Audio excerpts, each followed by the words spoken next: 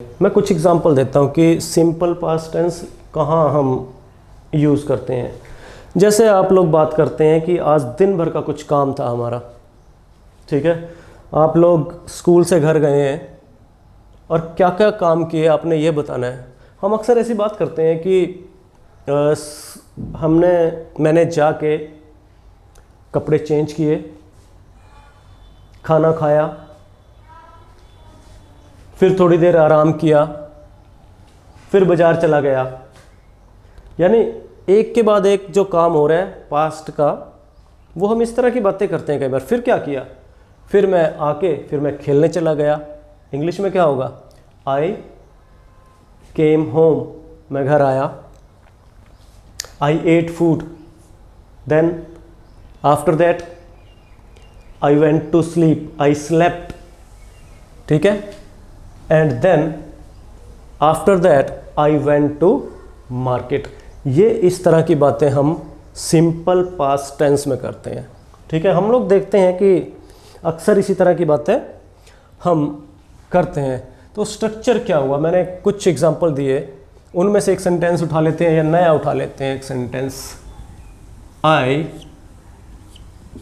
sang a song, ठीक है। ये एग्जाम्पल है, आई sang a song। स्ट्रक्चर मैं यहाँ पे लिखता हूँ नीचे। सब्जेक्ट हमारे पास आया सबसे पहले, सब्जेक्ट, और फिर क्या आया, sang, यानी सब्जेक्ट के साथ second form of the verb. और यहाँ पर सब्जेक्ट और second form of the verb के बीच में कुछ नहीं है, सिर्फ second form of the verb. I sang और फिर है ऑब्जेक्ट हमारा या अदर वर्ड्स। यानी बिल्कुल सिंपल सी ये बात है, छोटा सा स्ट्रक्चर है, ये हमें याद करना है, ठीक है। अब ध्यान से देखना है। अब एक और बात, इसके नेगेटिव कैसे बनेंगे, मैं नेगेटिव बनाने जा रहा हूं इसी सेंटेंस का नेगेटिव। और याद रखना है कि नेगेटिव में या क्वेश्चन वाले सेंटेंसेस में, इंटेरोगेटिव में क्या लगेगा, डिड, ठीक है। ये याद रखना है, ठीक है। डिड नॉट, राइट, ये है। और इंटेरोगेटिव का भी क्वेश्चन कहां से शुरू होगा, डिड से, और कुछ नहीं। मैं एग्जांपल लिख के बताता हूं। आई sang a song, और इसका मैं यहां पर लिखने वाला हूं नेगेटिव, आई डिड नॉट। एक और नोट करने वाली बात, ध्यान से देखना है, ये डिड यहाँ पर डू, डिड, डन, ये सेकंड फॉर्म ऑलरेडी आ चुकी है। अब यहाँ पर दोबारा सेकंड फॉर्म नहीं आएगी। I did not sing a song, ये ध्यान रखने वाली बात है। नेगेटिव बनेगा तो डिड के साथ, और यहाँ पर ये फर्स्ट फॉर्म ही रहेगी, ये सबसे बड़ी बात है। इसी तरह से अगर हम बात करें इंटेरोगेटिव की, तो did I sing a song, did I sing a song, और इंटेरोगेटिव भी ऐसा, interrogative negative, did I not sing a song. तो ये है इसके नेगेटिव और इंटेरोगेटिव, और साथ में इंटेरोगेटिव नेगेटिव क्वेश्चन मार्क के साथ। अब यूजेस मैंने बता दिए हैं, ये यूज़ और हमें याद करने हैं।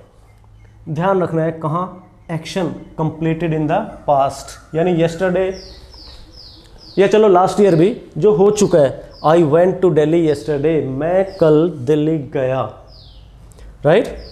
यहाँ पर अगर मैं हिंदी में लिखूँ, मैं कल दिल्ली गया, ये गया वाली जो बात है ना, ये इंपॉर्टेंट है। ये सेकंड फॉर्म यहाँ पर, गो, वेंट, गॉन, बीच में कुछ नहीं है, वही स्ट्रक्चर। एक्टिविटी भी हो, कोई एक्शन और क्लियर कट एक्टिविटी हो, जैसे ही स्टडीड, ये स्टडीड आया यहाँ पर, स्टडी, स्टडीड, स्टडीड, सब्जेक्ट के बाद सीधा second form of the verb. Activity है फॉर 3 आवर्स। हैबिचुअल एक्शन हो पास्ट के, वो भी इसी के अंडर आएंगे, सिंपल पास्ट के। My father always got up, उठते थे, ये पास्ट की हैबिट है, अब चाहे कुछ भी हो, लेकिन ये पास्ट की हैबिट है, गॉट अप एट 5 AM। ठीक है।